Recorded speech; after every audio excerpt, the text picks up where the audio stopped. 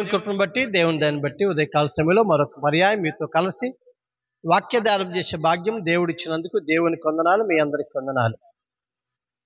ప్రభునందు ప్రియమైన దేవుని బిడ్డలారా, మనందరము దేవుని నమ్ముకున్న వారం. లోకం కూడా వారు దేవుని నమ్మిన వారు అంటారు, మనం కూడా దేవుని నమ్మిన వారు, యేసయ్యను నమ్మిన వారు. దేవుడు అంటే యేసయ్యను నమ్మిన వారు. యేసయ్యను నమ్మిన వారు ధనవంతులు అవుతారో, జ్ఞానవంతులు అవుతారో, బలవంతులు అవుతారో, అధికారులు అవుతారో అవ్వచ్చు, చేస్తాడు. వాటన్నిటికంటే ముఖ్యంగా దేవుడు మనలను నీతిమంతులుగా చేస్తాడు. అవును, ఆదికాండం 15:6 అదే ఉంది కదా. అబ్రహాము దేవుడిని నమ్మాను, అది అతనికి నీతిగా ఎంచబడాడు. తీతుకు రాసిన పత్రిక 3:6 ఏముంది? దేవుని కృపచేత మనందరం నీతిమంతులం అయ్యాం. మన నీతి కాదు, అది స్వనీతి మనది. మన నీతి దేవుని సందులో మురికి గుడ్డ వంటిదని చెప్తుంది. మన నీతిని బట్టి కాదు, కానీ దేవుని కృపను బట్టి తన యొక్క దయా సంకల్పము చేత మనం దేవుడు నీతిమంతులుగా చేశాడు. నీతిమంతులు అవుతాం. నీతిమంతులు అయితే ఏంటి లాభం? ధనవంతులం అయ్యామనుకో, ఒకవేళ సుఖంగా బతకొచ్చు. బండి మీద వెళ్ళావు, కారులో వెళ్తావు, తాటాకింట్లో పెంకుటింట్లో ఉండవు, బంగ్లాలో ఉంటావు. నువ్వు ధనవంతుడు అయితే ఊరందరూ నీకు బంధువులు అవుతారు. నువ్వు ధనవంతుడు అయితే ఈ లోకంలో పెద్ద పెద్ద పదవులు వస్తాయి, బాగానే బతకొచ్చు. కానీ ధనం నిన్ను మోక్షానికి తీసుకెళ్ళదు. అందుకే దేవుడు చెప్పాడు, ధనవంతుడు నరకానికి వెళ్ళినట్టు.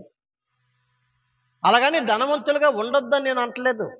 నేను ధనవంతులకు వ్యతిరేకం కాదు. అవ్వచ్చు, దేవుడు చేయొచ్చు. అబ్రహామును చేయలేదా? బహుధనవంతులుగా చేయలేదేంటి? ఆశీర్వదించాడు, అన్ని బోల్డ్ ఇచ్చాడు. కానీ వీటన్నిటికంటే ముఖ్యమైనది దేవుడు మనం నీతిమంతులుగా చేస్తాడు. నీతి ఎంత విలువైనదో ఇప్పుడు తెలియదు మనకి. వాస్తవానికి ఈ రోజుల్లో మనకున్న నీతిని బట్టి, అసలు నీతిని బట్టి ఏం వస్తుంది? బైబిల్ చెప్తుంది, ఏం చెప్పనా? 34వ కీర్తనలో ఏముంది? నీతిమంతునికి కలుగు ఆపదలు అనేకం. అంటే ఆపదలు వస్తాయి, అందరికీ వస్తాయి, నీతిమంతునికి ఆపదలు వస్తాయి.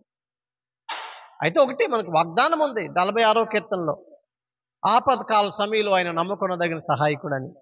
ఖచ్చితంగా సహాయం చేస్తాడు. ఏమండి? మత్తయి 5:6 ఏముంది? నీతిమంతుడికి ఆకలి దప్పులని ఉంది. మత్తయి 5:10 ఏముంది? నీతిమంతుడికి హింస అని ఉంది. నీతిమంతుడు శిక్షింపబడతాడు. నీతిమంతుడి వలన మన జీవితాల్లో ఈ లోకంలో ఏదో సుఖంగానో, దర్జాగానో, హ్యాపీగానో బతుకుతామని నేను చెప్పను. కానీ ప్రియులారా, నీతి చాలా అవసరమైనప్పుడు, ప్రాముఖ్యమైనప్పుడు దాని విలువ తెలుస్తుంది. ఉదాహరణకి మన ఇంట్లో మనకి ration card, election card, Aadhaar card ఇవన్నీ ఉన్నాయనుకో, ఆయా ఆఫీసుల్లో మనం తిరిగేస్తాం, ఆయా దేశాల్లో మనం పనులు చేసుకుంటాం, చలామణి అయిపోతాం. కానీ ఎప్పుడైనా విదేశాలకు వెళ్ళాలంటే Aadhaar card, ration card, pan card ఇవన్నీ పట్టుకొని వెళ్ళిన పని అవ్వదు. ఆడు ఖచ్చితంగా పాస్పోర్ట్ అడుగుతాడు. పాస్పోర్ట్ లేకపోతే వెళ్ళాం. అసలు వీసా రావాలంటే ముందు పాస్పోర్ట్ సబ్మిట్ చేయాలి.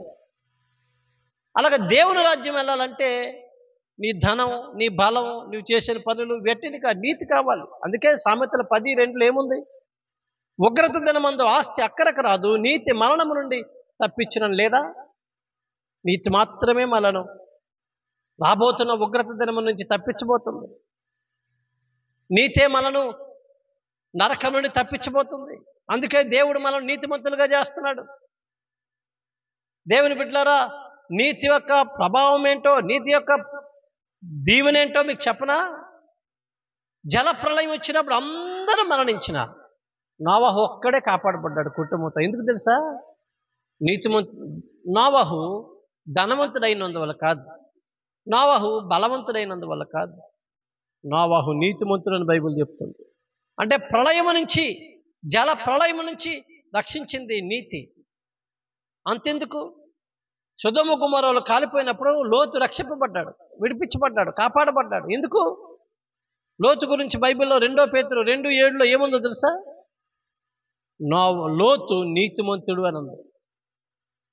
కాబట్టి దేవుని బిడ్డలారా, నీతి అగ్ని నుండి లోతును కాపాడితే, నీతి నోవహును నీటి నుండి కాపాడింది. కడవరి దినాల్లో, అంచె దినాల్లో బైబిల్ చెప్తుంది పేతురు పత్రిక ప్రకారం, పంచభూతములు వికటమైన వేండ్రముతో లయమైపోయే రోజు వస్తుంది, ఉగ్రత రోజు వస్తుంది. దాని గురించి ఆలోచన చేయి. దేవుని రాకడ రాబోతుంది. బాగానే ఉన్నాను, హ్యాపీగానే ఉన్నాను, తింటాకు ఉంది, ఉంటాకు ఉంది, ఉద్యోగం ఉంది, హ్యాపీగా ఉన్నానని బతికేకు. లోకం శాశ్వతం కాదని గుర్తెరుగు. దేవుడు రాకడ సమీపిస్తుందని గుర్తెరిగి దేవుడిని నమ్ముకుంటే దేవుడు నిన్ను నీతిమంతుడిగా చేస్తాడు. నువ్వు నీతిమంతుడివైతే రాబో ఉగ్రత నుంచి, నరకం నుంచి దేవుడు తప్పిస్తాడు.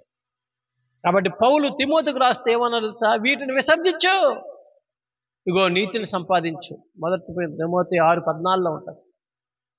కాబట్టి దేవుని బిడ్డలారా, మనం నీతిని సంపాదిద్దాం, నీతిగా బతుకుదాం, దేవుడిచ్చే నీతిని కలిగి ఉందాం. తద్వారా నరకం నుండి తప్పించబడదాం. దేవుడు మనందరినీ నీతిమంతులుగా చేసి రాబో ఉగ్రత నుంచి తప్పించును గాక. ఆమేన్.